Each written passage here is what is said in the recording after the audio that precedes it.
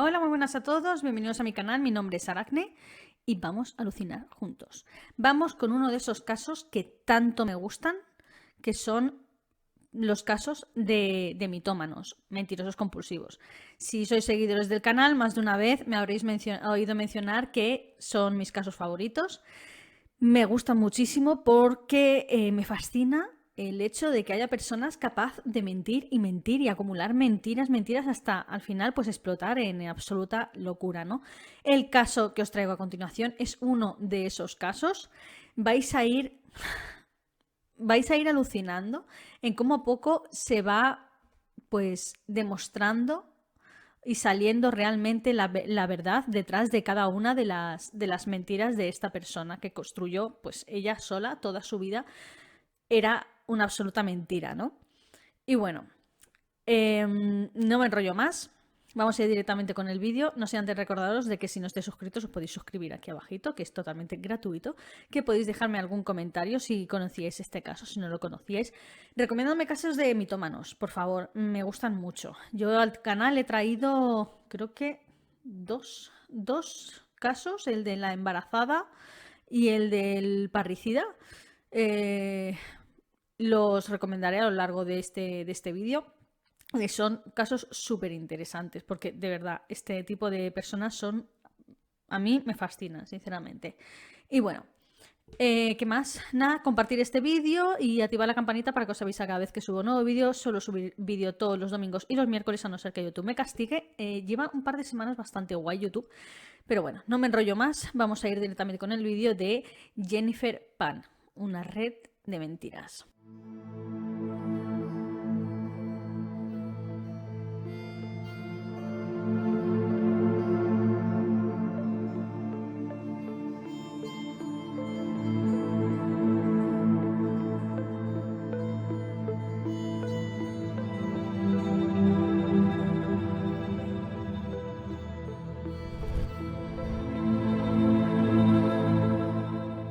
Bien, antes de ir directamente con los hechos y con el caso en sí, tengo que presentar un poco cómo era la familia en la cual pues, gira todo el entorno de todo este caso, ¿no? Estamos hablando de la familia Pan, que estaba compuesta por 4 miembros. El padre, que se llamaba Hui Han Pan, la madre, que se llamaba Big Han Pan, y sus 2 hijos, quienes eran Jennifer y Félix. Bien, tanto Hui, el padre, como Big, la madre, eran 2 inmigrantes vietnamitas que en 1979 se mudaron a Toronto en condición de refugiados políticos.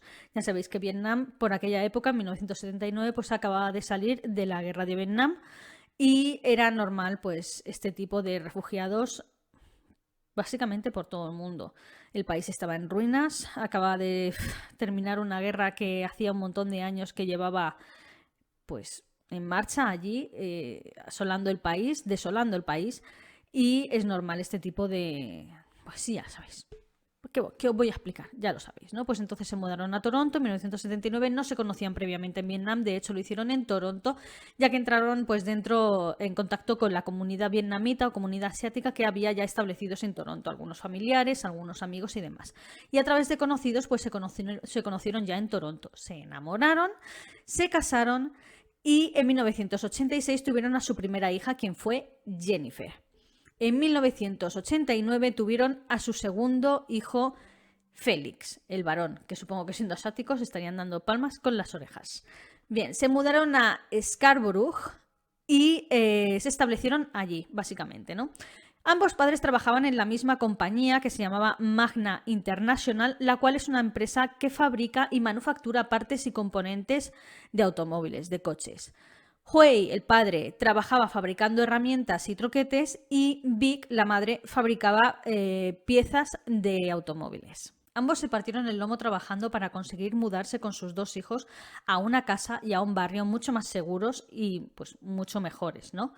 Es así como, tras muchísimo esfuerzo para querer darle la mejor vida a sus 2 hijos, ya que ellos no lo habían tenido debido a la guerra y a las condiciones pues de su país, tras muchísimo esfuerzo, por fin, en 2004, lograron mudarse a una casa en el barrio residencial de Markham, que es una ciudad del área metropolitana de Toronto. Era su casa soñada. Como estáis viendo en las fotos, es enorme, súper bonita, un garaje con doble plaza, un barrio con muchísimas comodidades. Además, la población asiática de este barrio, de este área, era mucho más numerosa y pronto se establecieron allí.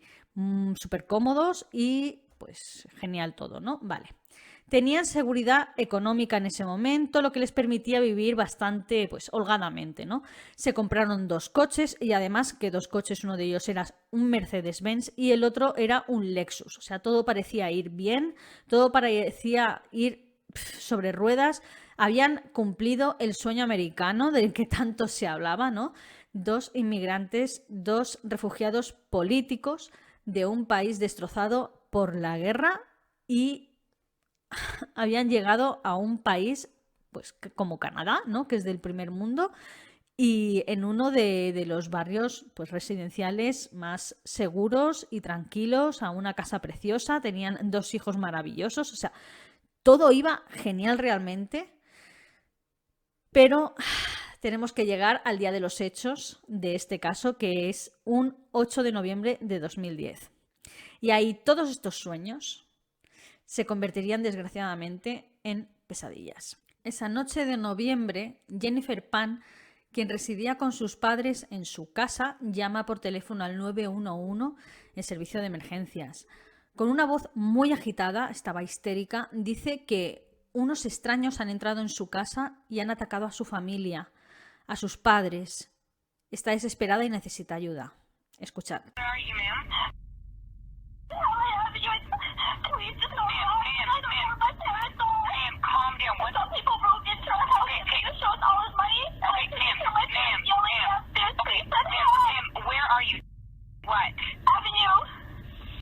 Avenue Road. Yes. Can you spell the street name for me, please? Dad? No. You're calling on me. Ma'am. Hello. Hello. Yes. Ma'am, I need to know your address. Avenue Road. Can you please spell? In Helen Avenue. My dad just went outside screaming. Ma'am, can you spell the street address for me, please? H-E-L-E-N.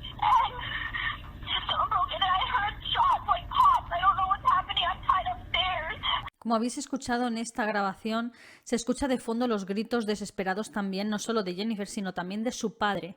Y es que él había logrado salir de la casa, iba completamente ensangrentado y llegó a la casa de uno de sus vecinos, se desmayó a sus pies y los vecinos, por su parte, pues también llamaron al 911 al mismo tiempo que llamaba Jennifer, ¿no? Bien, los servicios de emergencia se desplazaron enseguida a la casa de los Pan e inmediatamente pues empezaron a trabajar y se encontraron con una estampa completamente horrible.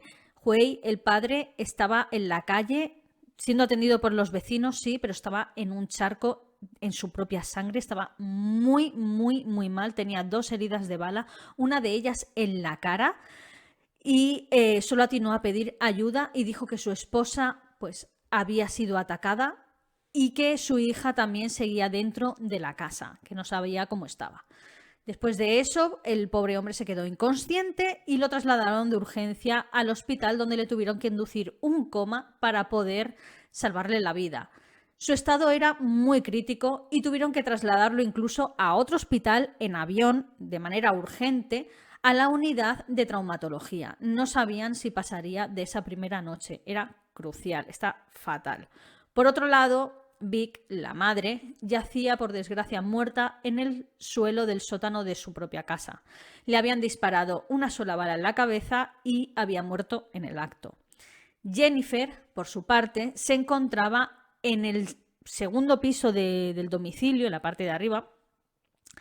Estaba atada, en principio, a la barandilla de la escalera, pero logró agarrar su móvil por detrás, que lo tenía metido en el bolsillo trasero del pantalón, y llamar así al 911. Cuando llegaron los servicios de emergencia, Jennifer ya había conseguido desatarse.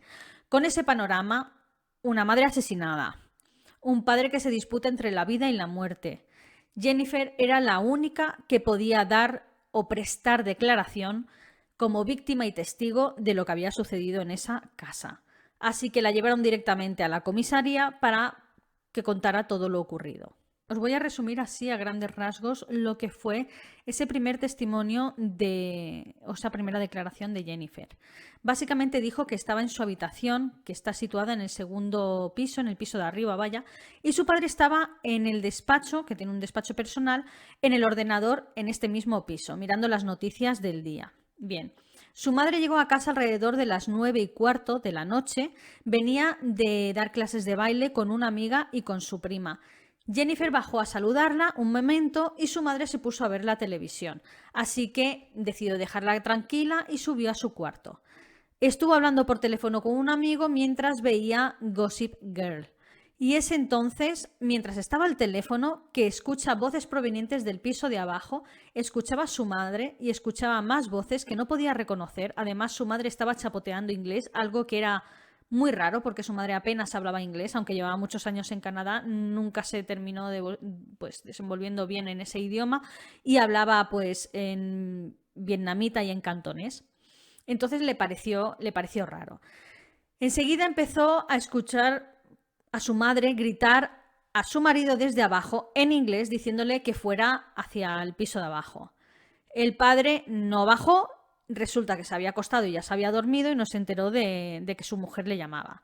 Entonces Jennifer le dijo a su amigo con el que estaba hablando por teléfono que mira, que luego te llamo, que estoy ocupada. Colgó el teléfono y se lo colocó en el bolsillo trasero del vaquero, del pantalón. Y se quedó expectante dentro de la habitación sin saber realmente lo que estaba pasando debajo, no sabía quién había acudido, si eran unos conocidos, unos vecinos o qué estaba pasando. Pero de repente empezó a escuchar como pisadas muy fuertes subiendo las escaleras. Sabían que no eran sus padres porque sus padres no pisan de esa manera, iban muy rápido y eran muy fuertes. Y notó que estaban entrando en la habitación de su padre. Escuchó como su padre pegaba un grito de asombro y lo sacaban de allí por la fuerza, básicamente por los gritos y por el desconcierto del hombre, pues que gritaría, ¿qué hacéis? ¿Qué hacéis? Dejadme, ese tipo de cosas, ¿no?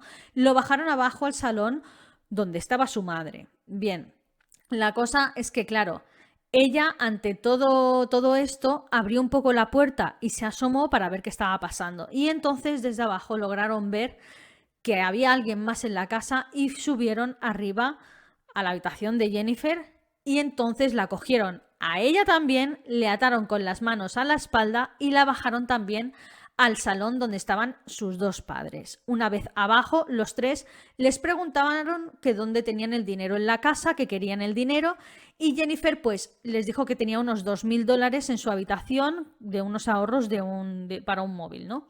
Entonces subieron a la habitación de Jennifer y ella les entregó estos $2.000. Entonces la cogieron a ella y la llevaron al cuarto de sus padres y dijeron, pues ahora es lo mismo, pero aquí en el cuarto de tus padres. ¿Dónde guardan el dinero de tus padres? Y ella dijo, no lo sé.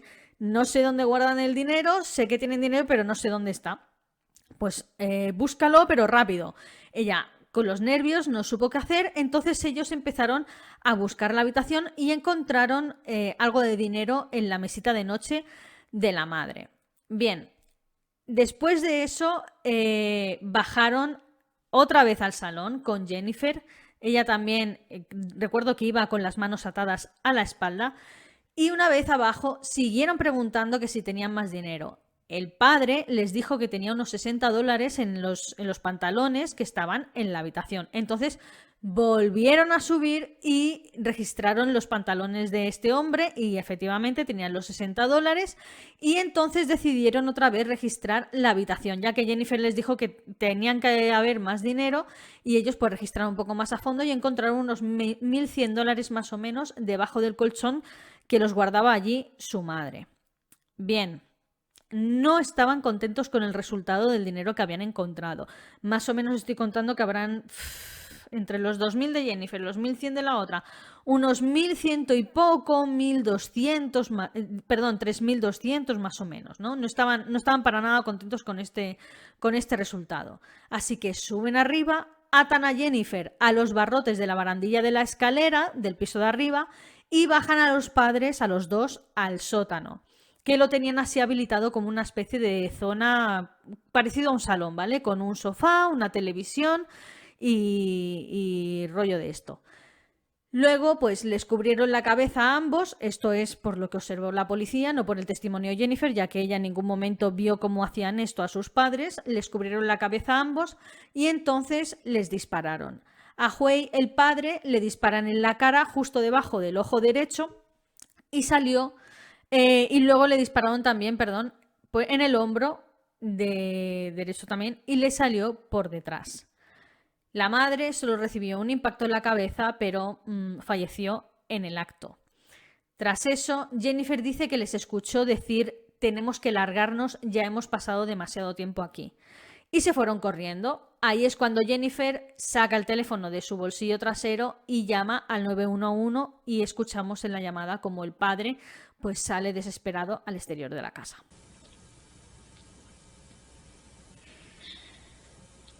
Next thing I know, I think I heard my parents going down the stairs, and my mom was asking them for me to come with them. They wouldn't let me come with them. And after they said, the last thing I heard them say was, you lied to us, you lied to us. And then I heard 2 pops. My mom screamed. I yelled out for her. And a couple more pops.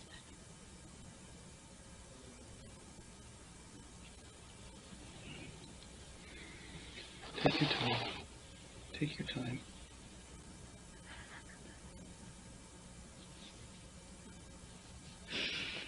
And I think I heard my mom say or moan or something, and then they did one more before they left, and then one of the guys said, we have to go now, it's been too long. And then they ran out the door, and I think once they were out the door, I heard my dad go up the stairs, and at that point I had my phone on me, behind me, that I had hidden there that they didn't know about.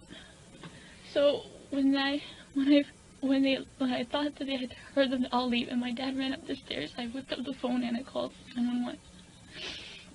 La policía le pidió por favor que resumiera un poco su vida y la de su familia para entender más o menos el entorno, qué tipo de familia eran, qué tipo de personas eran, ¿no? Esto es normal, lo preguntan siempre.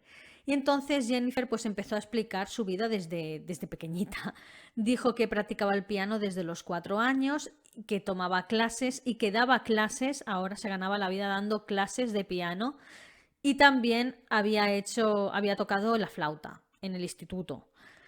De pequeña hacía patinaje artístico y era realmente buena, madera olímpica de hecho, tenía numerosos premios nacionales, pero una lesión en el ligamento cruzado de la rodilla pues le impidió que siguiera esos sueños olímpicos, ¿no? Entonces se retiró definitivamente del patinaje porque ya no había manera de llegar a ser profesional con ese tipo de lesión. Dijo que había acudido a la escuela católica de Mary Ward, donde había hecho la secundaria, y que tocaba en la banda, tocaba la flauta, como he dicho antes. Bien, después se graduó y entró a estudiar a la Universidad de Ryerson. Pero tras 2 años de matricularse en esta universidad y de estudiar en esta universidad, decidió cambiarse a la Universidad de Toronto, que era mucho mejor, y estudiaba farmacología. Y mientras trabajaba como voluntaria en el hospital para niños enfermos. Le preguntaron también si había tenido algún tipo de relación sentimental o si en ese momento estaba manteniendo algún tipo de relación sentimental o muy cercana con alguien, y ella les dijo que conoció a su ex Daniel Chikwon Wong, le llamaremos Daniel, en un viaje por Europa de unas 2 semanas que se fueron con la banda del instituto. Él es de ascendencia china-filipina y también tocaba en la banda, tocaba el trombón. Ese fue el único viaje que realizó Jennifer sin su familia. Nunca había realizado ningún otro viaje, ni siquiera al pueblo de al lado con algunas amigas o algo. Y dice que se puso muy nerviosa antes de tocar en un concierto, que empezó a hiperventilar y a tener un ataque de pánico, y que Daniel le ayudó a sobrellevar ese ataque de pánico y desde allí pues se gustaron. Ambos empezaron a salir juntos a espaldas de los padres de Jennifer, que no le daban permiso para salir con absolutamente ningún chico, ya que querían que se enfocara únicamente en sus estudios y en sus cosas de estudiante, ¿no? Nada de chicos, lo tenía absolutamente prohibido. ¿Qué pasa? Que Daniel no era tan buen chico como ella, de hecho traficaba con cannabis y le pusieron antecedentes, o sea, le pillaron y le pusieron antecedentes por ello. La familia de Jennifer se enteró de esto, de que estaban saliendo, y la obligaron enseguida a romper la relación, a lo que Daniel, por respeto a los padres de Jennifer, lo hizo. No se metió más en ese asunto. Según Jennifer, ya hacía varios años que no habían vuelto a hablar, pero que hacía un poco tiempo que habían retomado la amistad. O sea, llevaban años sin hablarse, pero desde hacía un par de semanas habían vuelto a hablar. No de manera amorosa, pero sí de manera en plan, hey, ¿qué tal? ¿Cómo estás? Lo típico, ¿no? Bien. Y entonces es en este momento cuando las llamadas raras y los mensajes de amenazas empezaron. Principalmente llamaban a su casa cuando estaba ella o su madre o las dos, ¿no? Y decía que llamaban, que cuando cogían el teléfono se oía una respiración en plan super creepy, en plan,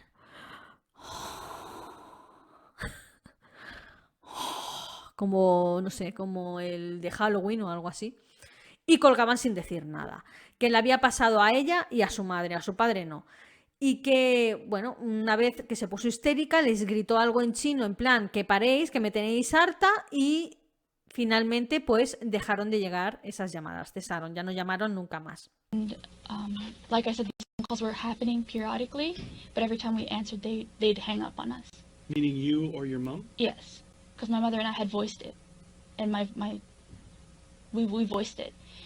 And a few days later, I was home by myself, and I got a private call, and I didn't hear them click, like hang up clicking.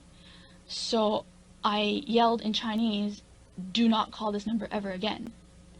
And they called probably once after that and never returned, like the private call stopped. And so when did this stop? When did this happen? When is, you said the summer is when that By the happened. end of the summer, The summer, so August, September? like late August, early September. And is this to the house line? Yes. La policía llamó a Daniel para prestar declaración, lógicamente, y él mismo aseguró que efectivamente llevaba unos 2 años sin hablar juntos, o sea, sin hablar ni sin verse de manera amorosa ni nada, y que ya hacía poquito que habían otra vez retomado la amistad, simplemente el contacto, pero que no estaban manteniendo una relación, que solo hablaban de vez en cuando por mensaje. Todo esto que os he contado fue la declaración de Jennifer a la policía. Ella declararía en este caso un total de 3 veces. Esta fue la primera declaración, la cual la realizó la misma noche en la que atacaron a su familia, en la que ella también fue atacada, ¿no? Los detectives empezaron a ver ciertas inconsistencias dentro de su relato.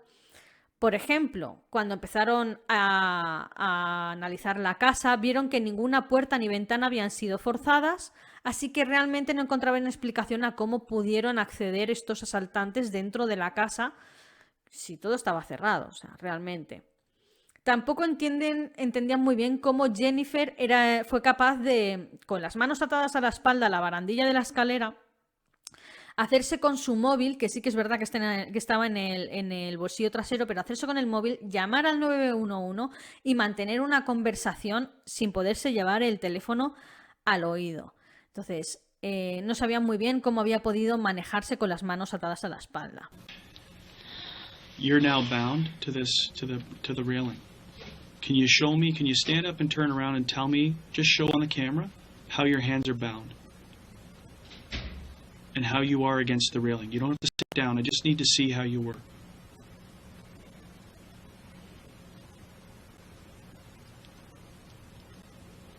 Just tell you. The only reason that I'm trying to, I need to do this is that I'm also going to ask you is that so take this back take it out of a traumatizing event, which it is, and put yourself in a more clinical position, because I want to see how you could physically get your phone out of your waistband. We're obviously going to need to know that. It's very important. So traumatize away. Now put yourself into just a state of, I need to mechanically show how I can get access to my phone. Okay? Because that's obviously very relevant. We know you made the phone call, but questions are going to obviously raise is that if my hands are bound and I'm against the railing, how do I talk to a 911 operator? Okay? So clinically, this is now a clinical demonstration. Just stand up, focus in on how you did it.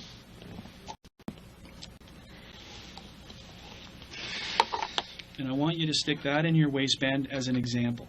Okay, so just take your sweater off, because this will be a very smooth, very quick thing. It's a one-time demonstration. I'm not going to ask you to repeat it, but I need to go through it. Okay, so just take your sweater off.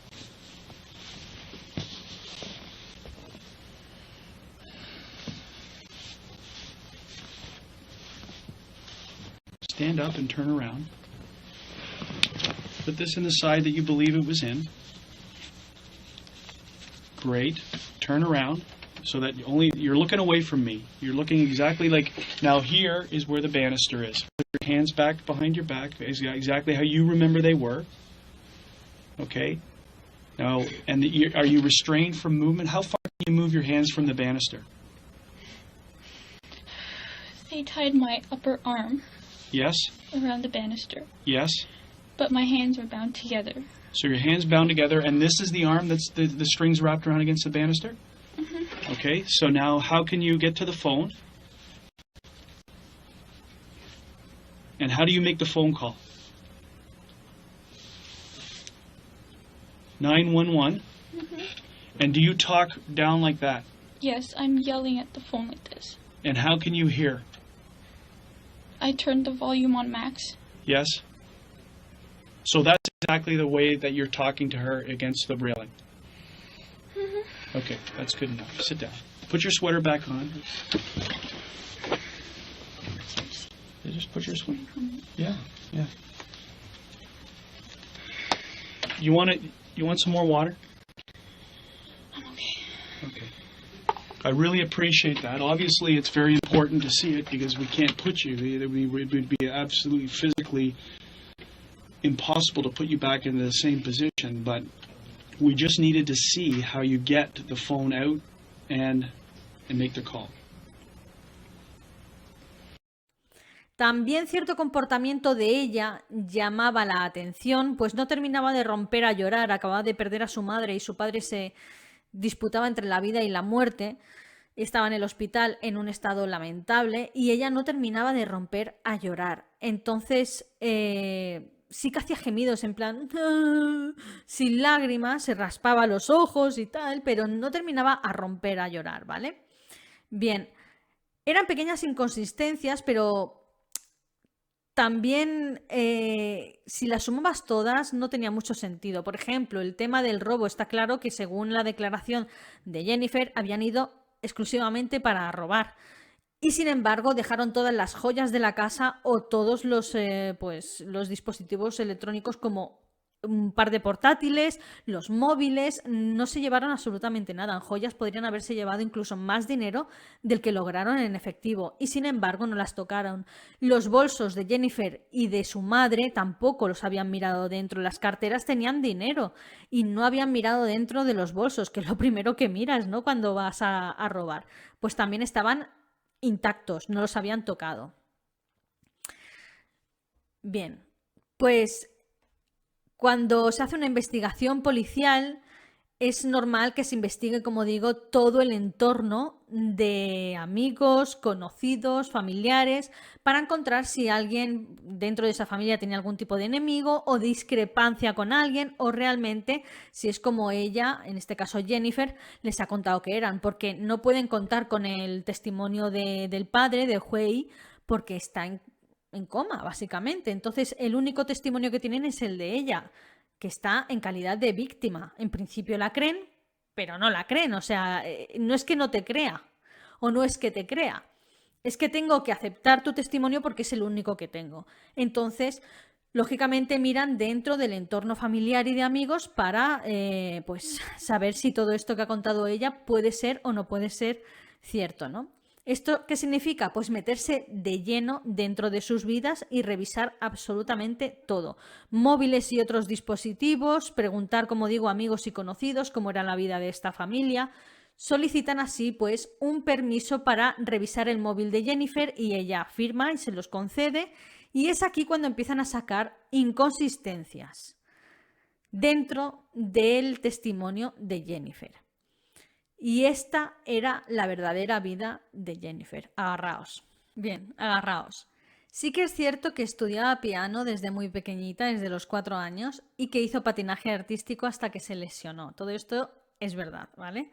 También acudió al instituto que he mencionado antes y conoció a Daniel efectivamente en un viaje con la banda del instituto. Empezaron a salir y a él lo detuvieron, como había dicho ella, y le cayeron cargos por posesión y venta de cannabis.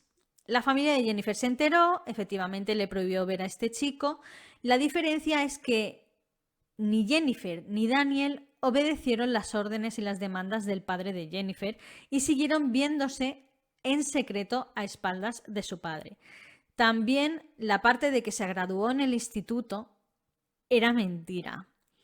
El padre de Jennifer, Huai Han, era lo que se denomina como un padre tigre, ¿vale? ¿Qué es un padre tigre? Bueno, voy a explicar en qué se basa la crianza de este tipo de padres. La crianza tigre es una forma de crianza estricta en la que los padres se comprometen mucho a garantizar el éxito de sus hijos. Específicamente, los padres tigre presionan a sus hijos para que alcancen altos niveles de rendimiento académico o éxito en actividades extracurriculares de alto estatus, como puede ser la música y los deportes.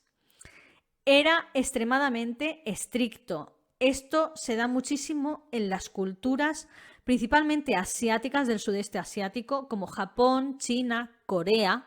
Ponen unas expectativas demasiado altas en sus hijos hasta el punto de causarles graves problemas mentales. Corea y Japón, de hecho, lideran el ranking mundial de automuriciones, ya me entendéis, debido a esta presión estructural tan marcada desde la más tierna infancia. Les ponen demasiado peso sobre sus hombros. De hecho, Jennifer se cortaba, se hacía cortes y se lesionaba durante su adolescencia debido a toda esta presión que le imponía su padre desde bien pequeñita, ¿no? Bien, pero sigo.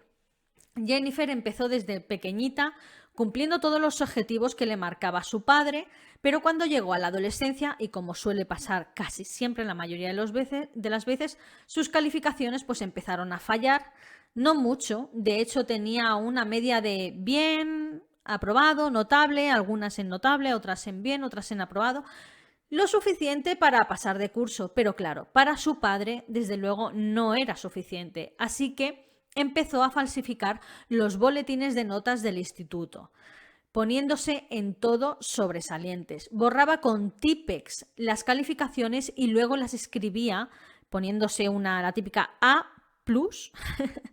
y volvía a imprimir el boletín de notas y esto era lo que entregaba. Esto no hubiera sido un problema realmente porque su graduación se aproximaba, claro está, pero el problema es que le quedaba suspensa una asignatura, cálculo. Aún así, pudo ir a la graduación porque en teoría tenía todo el verano para prepararse la asignatura y presentarse a los exámenes de septiembre, pero no lo hizo. En lugar de eso, fingió graduarse sin que le hubiera quedado ninguna asignatura, o sea, ella se graduó, pero no tenía pensado estudiar esa asignatura. Se celebró la graduación cuando terminó el curso, creo que allí es también en junio, no estoy segura, o un poco antes quizás, y celebraron la graduación, a ella le quedaba esta asignatura pendiente, tenía que estudiarla durante el verano y presentarse luego a los exámenes y ahí pues ya la tendría, ¿no? Aquí en España más o menos es parecido, ¿no? O sea, termina el curso en junio, a mediados de junio, y si te quedan alguna asignatura pendiente, te estudias durante el verano y te examinas a principios de septiembre. Tú te examinas, apruebas el examen y ya tienes el curso aprobado con todo aprobado. Pues este era el plan. Bien, ¿qué pasa? Que ella no se presentó a este examen de septiembre. En lugar de eso, fingió graduarse sin que le hubiera quedado ninguna asignatura y fingió estudiar el verano para acceder a la Universidad de Ryerson, en la cual tenía una admisión anticipada hasta que se examinara y aprobara dicha asignatura, que era cálculo, repito. Sus padres realmente querían, bueno, sus padres, cuando digo sus padres me refiero principalmente a su padre, porque la figura de su madre era mucho más sumisa, como suele pasar en este tipo de familias, ¿no? Su padre quería que fuera a la Universidad de Toronto e incluso pensó que iría becada debido a sus maravillosas calificaciones que Jennifer le había presentado, ¿no? Dijo, guau, con estas notas seguro que tienes beca. Pero ella le convenció para tomar 2 años en Ryerson y luego incorporarse a la Universidad de Toronto. Pero hubo un problema, y es que como Jennifer no decidió examinarse de esta asignatura que le quedaba pendiente de cálculo para recuperarla, la Universidad de Ryerson finalmente retiró su admisión anticipada. ¿Y qué hizo Jennifer entonces? Fingir que todo estaba bien, fingir que realmente se había matriculado y había sido aceptada en esta universidad, en Ryerson. Fingía ir todos los días a la universidad, incluso se compró los libros de texto de las asignaturas a las que se había matriculado, ¿no? Biología, química, iba a la biblioteca a mirar documentales y a leerse estos libros de farmacología y demás para tomar apuntes y luego enseñarle a su padre lo que había hecho en clase. Es decir, que en realidad estaba estudiando. Entonces, bueno, daré mi opinión al final, pero es que hay tantas veces que pudo echarse para atrás o hacer cosas que realmente hacerlo, o sea, si ya estás estudiando. Pero en fin, dejo como siempre ay, mi opinión para final de este vídeo. Bien, estuvo manteniendo esta mentira durante los 2 años que dijo que estaría en Ryerson. 2 años manteniendo la mentira de que termina el instituto, ha empezado en la universidad, está estudiando en esta universidad y también mentía incluso al mismo tiempo referente a la relación de Daniel con Daniel, ¿no? Y es que según ella, de cara a sus padres, había roto esa relación, pero en realidad lo seguía viendo a sus espaldas y se quedaba con él en la universidad. Él estaba en la Universidad de York y se quedaba con él a dormir y todo.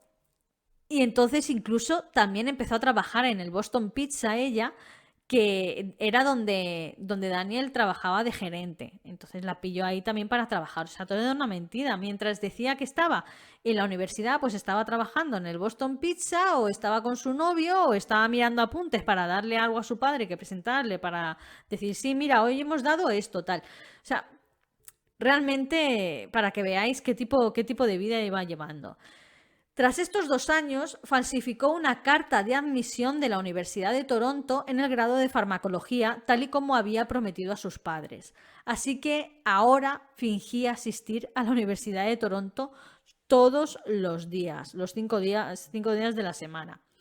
Le dijo a sus padres que había cogido un trabajo como voluntaria en el hospital para niños enfermos y logró convencerles para poder quedarse en casa de una amiga porque ella vivía mucho más cerca, o se supone que vivía mucho más cerca de este hospital y entonces le pillaba mejor para ir al voluntariado, que eran unos 3 días a la semana, y ellos pues le dejaron quedarse en casa de esta amiga. Los padres no sabían que trabajaba, por ejemplo, en una pizzería realmente. En fin, llegó un momento dado en el que tendría que graduarse en la Universidad de Toronto. Eso significa que los padres tendrían que acudir a dicha graduación. Pero, ¿qué pasó? Pues que Jennifer, con la ayuda de su novio Daniel, que por cierto estaba al tanto de todas las mentiras que le contaba a sus padres y de hecho le ayudaba a mantenerlas, contactaron con un hombre para que les ayudara a falsificar los boletines de notas de la Universidad de Toronto con diploma y todo. Con notas perfectas, por supuesto.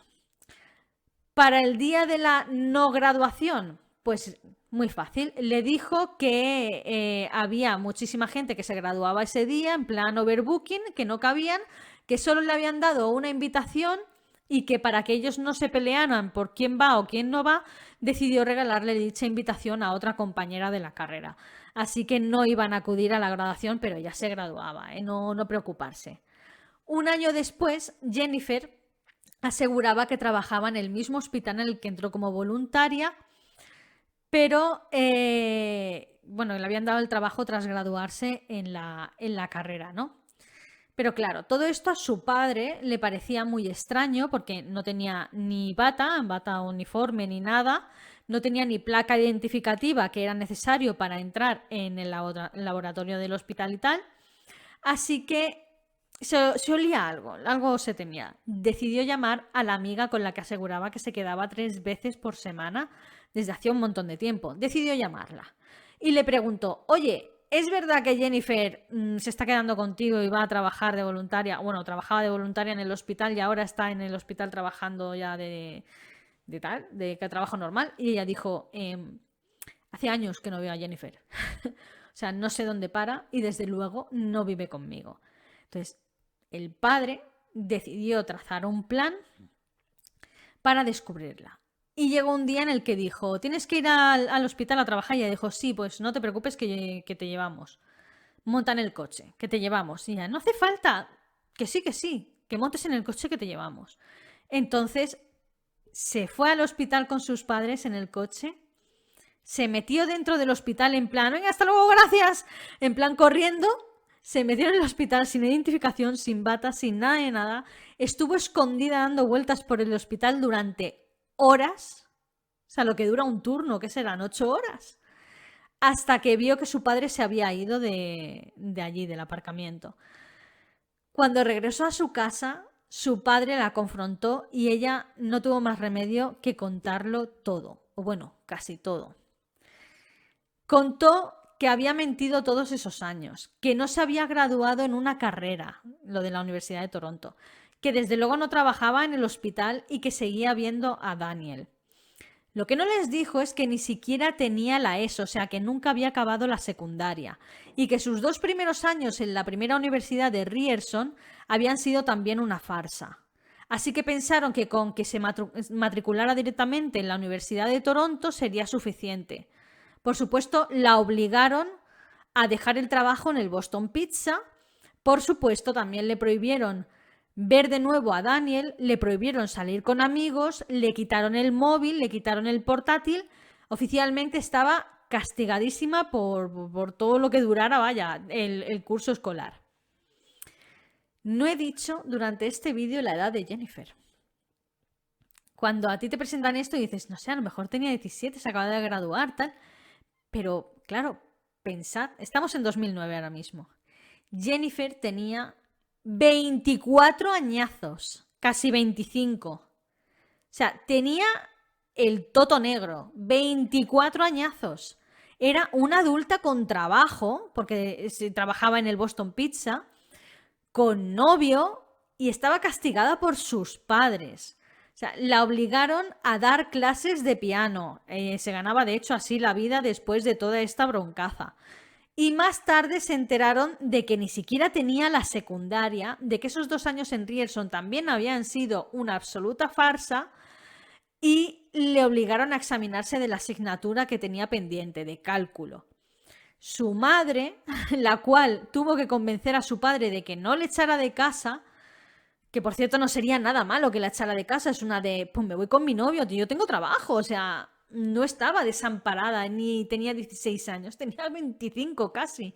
Pero en fin, la madre le convenció al padre de que no la echara de casa y de vez en cuando pues le dejaba tener el móvil, mirar el ordenador, ese tipo de cositas. Llegó un punto en esta historia que Daniel, el novio de Jennifer, se cansó de este juego absurdo. Eran 2 personas adultas, pero sin embargo tenía que estar viendo a su novia a escondidas, con toque de queda, hablando por mensajes a escondidas a espaldas del padre como si fueran 2 adolescentes de 15 años.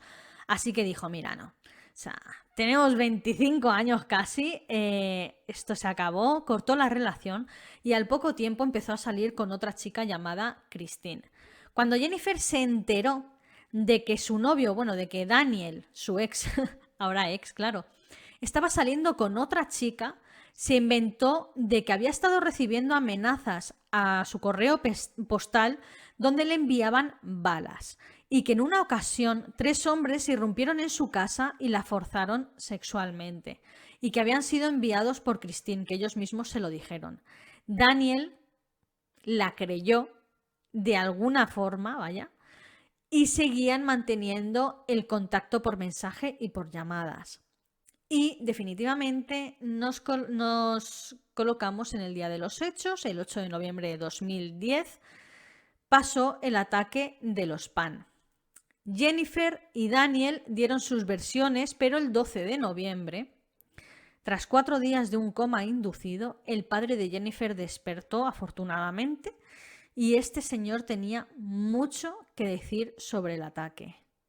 Tenía un aspecto realmente lamentable, de hecho tenía huesos fracturados de la cara, apenas podía hablar, la cara la tenía hinchada, bueno, imaginaos, es que ha recibido un tiro en la cara. Apenas podía articular palabra, pero logró prestar declaración. Y atención, Joe declaró que 3 hombres entraron en su casa, 2 de ellos de complexión oscura, negros, y el tercero era blanco. Todos llevaban jerseys con cuello alto, mangas largas.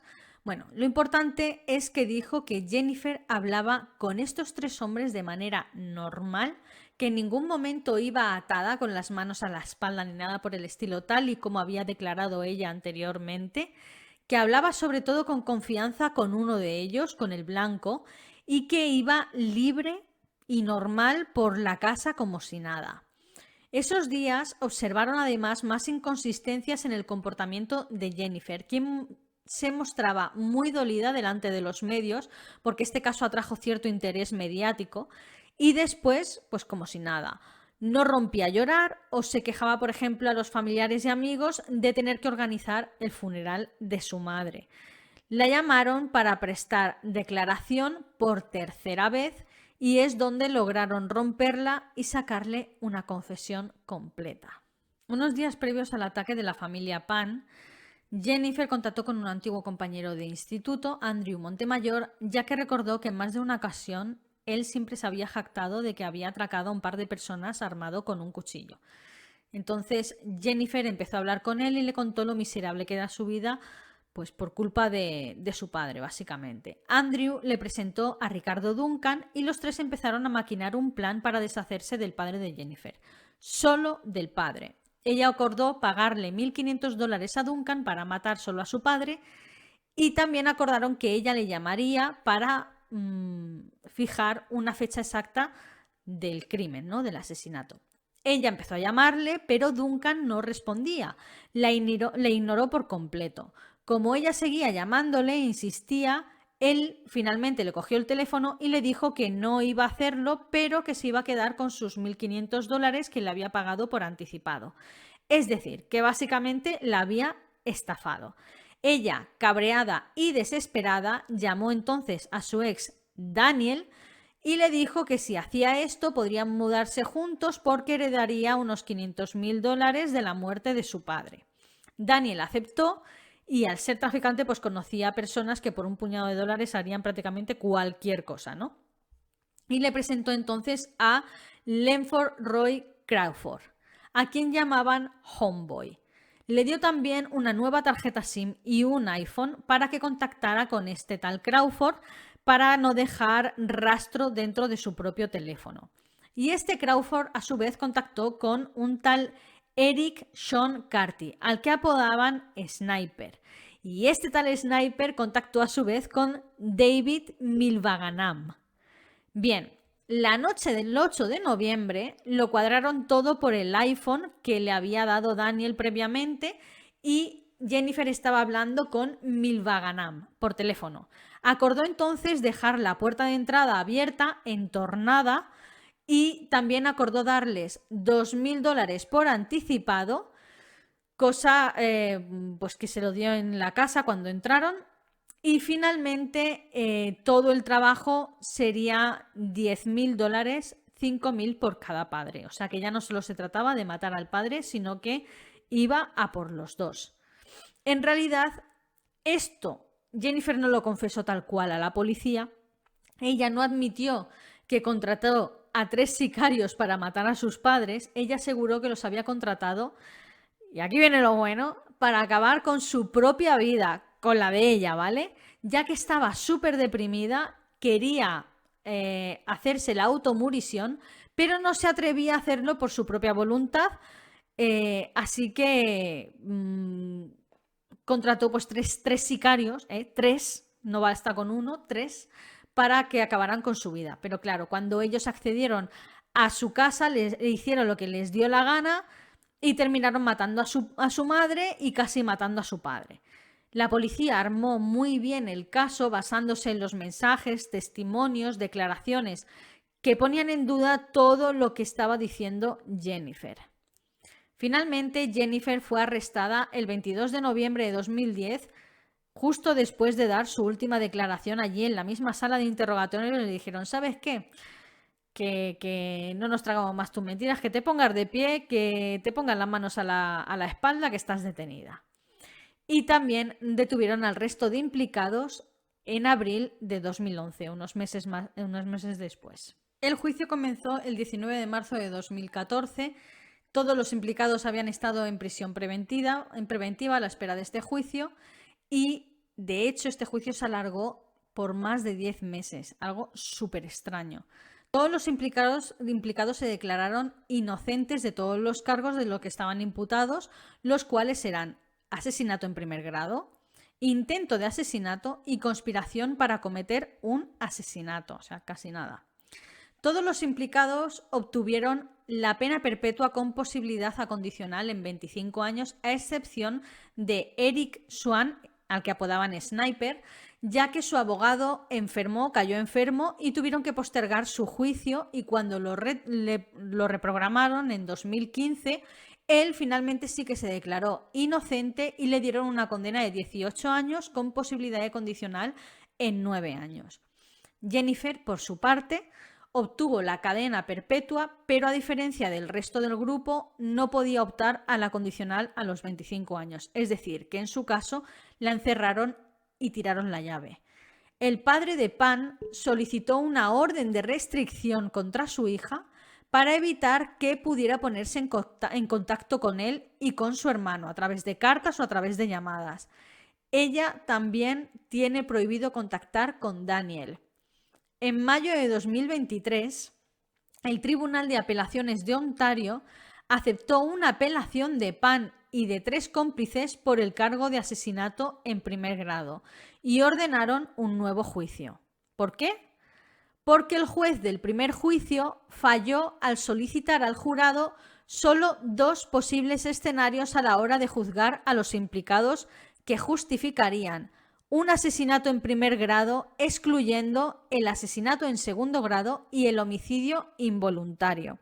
O sea, que solo les dio 2 opciones al jurado realmente por algo que tenían que haberlo tomado ellos, ¿no? O tomarlo ellos la decisión. Pero bueno. Actualmente, ¿cómo se encuentra todo esto de la apelación y de Jennifer y tal? Bueno, pues actualmente se tiene que celebrar este juicio de apelación que, de resultar favorable para los implicados, podría resultar en una reducción de sus condenas de manera considerable, quitando de por medio la pena perpetua de la ecuación, porque al ser un asesinato en segundo grado, creo que son unos 10 años, si no me equivoco, o sea, es una reducción brutal.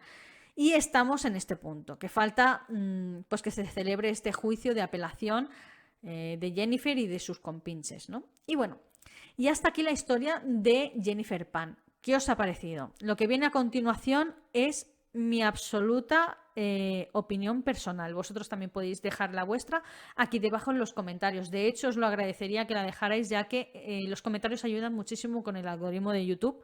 No sé por qué, pero bueno, es así. Esto es mi opinión personal. A ver, es verdad que el padre de Jennifer era muy estricto con ella. Es verdad que es el típico padre que tenemos en la cabeza, asiático, que le pone demasiado peso sobre la espalda de sus hijos, que tienen que tenerlo todo perfecto, notas perfectas, un montón de extraescolares, que si música, que si patinaje artístico, que si tal. Muchísima presión sobre 2 niños. De hecho, el hermano de Jennifer también tenía una presión tremenda, iba a la universidad, o sea, había tenido una infancia igual que la de Jennifer, lleno de presión. Y todo esto termina afectando realmente a las mentes de estas personas, de estos niños. Jennifer se cortaba cuando era adolescente porque no podía con esta presión, no quería pues decepcionar a su padre, sobre todo a su padre, a figura de su padre, porque como digo, su madre tenía un rol mucho más pasivo dentro de toda esta familia, ¿no? Entonces no quería decepcionar a su padre, necesitaba esas notas, necesitaba conseguirlo tal. Y cuando vio que no podía, por las razones por las que fueran, porque a lo mejor no era tan buena estudiante, o a lo mejor no le gustaba estudiar, o a lo mejor tenía tanta presión encima que no podía concentrarse bien ni entender bien lo que estaba estudiando y tal, debido a esta presión, a esta ansiedad, ¿no? La cosa es que cuando se dio cuenta de que no podía, estaba tan frustrada y tan avergonzada y tenía tanto miedo de decirle esto a su padre, no porque la maltrataran, de hecho no se hablan de malos tratos, sino el miedo a la decepción de su padre, que no dijo nada y empezó entonces a acumular las mentiras, una tras otra, tras otra, tras otra, hasta que se hizo una bola, pues como sabéis en estos casos, imposible de derribar, de destruir y que optan pues, por lo peor, ¿no? Que es, antes de contarte toda la verdad y aceptar las consecuencias de esta vergüenza, prefiero matarte. Prefiero quitarte de en medio. Lo cierto es que Jennifer tuvo tantas oportunidades de hacer las cosas bien. Para empezar, tenía 25 años prácticamente cuando ocurrieron cuando el asesinato de su madre y el casi asesinato de su padre. O sea, casi 25 años. Tenía un trabajo que era en el Boston Pizza, que vale que no es el trabajo soñado por todo el mundo, pero podría haberse ido de esa casa. Podría haber tenido su vida con su novio, en un piso, los dos solos. No necesitaba a su padre, realmente. O sea, si no quería estudiar, no tenía por qué estudiar, era su vida. Y era ella la que tenía que cometer sus errores, si quería cometerlos, ¿no? Porque seguramente a los ojos de su padre estaba cometiendo un error. A mis ojos también, porque su novio era un traficante y bueno, trabajaba en un Pizza Boston y bueno, en fin. Que no tiene de malo trabajar en un telepizza, ¿no? Pero la otra alternativa era estudiar en la universidad, una carrera de farmacología, o sea, no sé. La cosa, que ¿por qué no se fue de esa casa? O sea, cuando el padre le amenazó con echarla de la casa, eso hubiera sido por fin, me echa de la casa, soy libre. Pero en su lugar, no. Decide quedarse y maquinar un plan para matar a su padre, o sea... Chica, date cuenta. Tienes 24 años. Tienes el toto negro ya. Búscate la vida. Si no quieres estudiar, no pasa nada. No es el fin del mundo. No estudies. Estás trabajando ya. Sigue con tu trabajo y con tu novio en un piso normal como las personas normales. No hace falta que cumplas todas las expectativas de tu padre y que termines siendo astronauta en el primer viaje a Marte. O sea, es que no hace falta. Vive tu vida. Pero esta necesidad de matar a tu padre, o sea, yo no sé si lo hizo por el tema de la herencia, si lo hizo por la herencia es demasiado naif. Demasiado. O sea, yo quiero pensar que no lo hizo por el tema de los $500,000, porque creo que eran de, no sé, de herencia, de alguna póliza de seguro de vida que tendrían ellos o algo. Pero si lo hizo por eso, es demasiado estúpida, demasiado. O sea, todo lo que hizo para aguantar las mentiras de que realmente no se había graduado en el instituto, que le faltaba cálculo, que iba todos los días a estudiar a la biblioteca los libros de texto que había comprado de química, de biología en Ryerson y todo. O sea, estás estudiando, ¿por qué no te molestas en estudiar cálculo y pasas la asignatura y por lo menos te gradúas en el instituto y otra mentira que te quitas? No entiendo, no entiendo. Se tiró meses, todo ese verano, estudiando, de verdad, para cuando se supone que iba a entrar en Ryerson. Y le enseñaba los apuntes a su padre. Realmente estaba estudiando. Pero en lugar de estudiar de cálculo, se puso a estudiar asignaturas que sabía que nunca iba a dar porque no se iba a graduar en el instituto y por lo tanto no iba a entrar en la universidad. O sea, no lo entiendo. Una asignatura. A mí me han quedado más de una asignatura y he ido a septiembre y las he pasado. O sea, una asignatura no es nada realmente. No se lo digas a tu padre si no quieres, que has suspendido cálculo. Pero leches, tío, ya que finges no, ya que estás estudiando bioquímica, no sé qué leches, ese verano para entrar en Ryerson, aprovecha y en realidad estudia cálculo y sácate la secundaria y entra en la universidad. Es que te quitas, de hecho, no una mentira, sino 2 mentiras, porque hubiera podido entrar en la Universidad de Ryerson. Y después seguramente se podría haber acoplatado a la de Toronto si hubiera seguido estudiando el curso académico. O sea, que no lo entiendo, es que esta chica se puso trabas por ponerse trabas. En fin, hasta aquí mi opinión personal, no sé qué opináis vosotros. Dejadme vuestras opiniones, como digo, aquí abajito. Seguramente muchos de vosotros ya conoceríais este caso, me lo habéis pedido mucho y es un caso muy famoso. Está todo en internet, es uno de los casos más documentados que he visto porque están absolutamente... Todos los interrogatorios fueron 3 declaraciones de ella y las 3 declaraciones están en internet íntegras, podéis verlas, solo tenéis que poner Jennifer Pan Interrogations, eso sí, están en inglés. Están íntegras, son las 3, se ve su detención y todo en vivo y en directo, es una pasada. Me encantan estos casos, a mí me gustan mucho lo que vienen siendo los interrogatorios, me los veo y me gusta mucho este caso porque puedes ver cómo va evolucionando esos interrogatorios, esas declaraciones, cómo va cambiando ciertas cositas en cada una de las declaraciones que dices, pero si ayer me dijiste eso, ¿cómo me dices hoy esto otro? No sé, está muy interesante, es un caso muy interesante y como no, es un caso de una mitómana, por lo cual yo feliz de la vida. Lo dicho, hasta aquí el vídeo de hoy. Si os ha gustado no olvidéis suscribiros, es completamente gratuito. Activad la campanita, yo que sabéis cada vez que subo un nuevo vídeo. Suelo subir un nuevo vídeo todos los domingos y los miércoles y YouTube no me castiga. Dadle me gusta a este vídeo y compartidlo. Y hasta aquí pues el vídeo de hoy. Nos vemos en el próximo vídeo. Adiós.